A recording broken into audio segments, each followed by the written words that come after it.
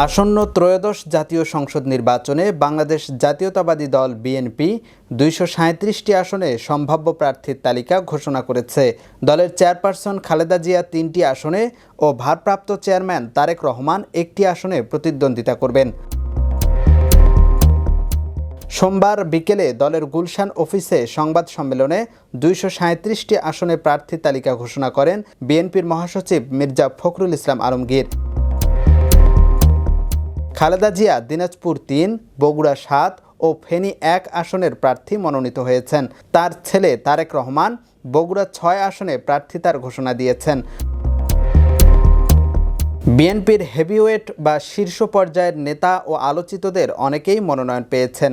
এর মধ্যে বিএনপি মহাসচিব মির্জা ফখরুল ইসলাম আলমগীর ঠাকুরগাঁও ১ আসনে, দলের স্থায়ী কমিটির সদস্য আমির খসরু মাহমুদ চৌধুরী চট্টগ্রাম ১০ আসনে, সালাহউদ্দিন আহমেদ কক্সবাজার ১ আসনে, মির্জা আব্বাস ঢাকা ৮ আসনে, মেজর অবসরপ্রাপ্ত হাফিজউদ্দিন আহমেদ ভোলা ৩ আসনে, গয়েশ্বরচন্দ্র রায় ঢাকা ৩ আসনে, লুৎফুজ্জামান বাবর নেত্রকোনা ৪ আসনে ধানের শীষ প্রতীকে লড়বেন।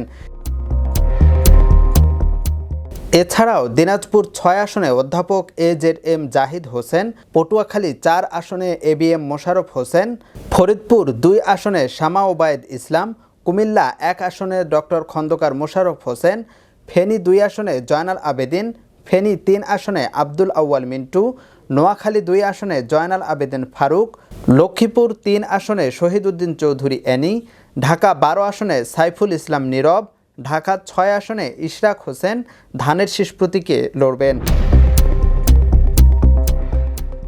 দেশের নাম্বার 1 ট্রেডিং অ্যাপ নিফটি ফার্স্টে পাচ্ছেন ট্রেডিং এর সব সুবিধা, dual exchange access, company analysis, portfolio তৈরি করা সহ আরও অনেক ইউনিক ফিচারের সাথে ট্রেড করতে ডাউনলোড করুন এক্ষুনি।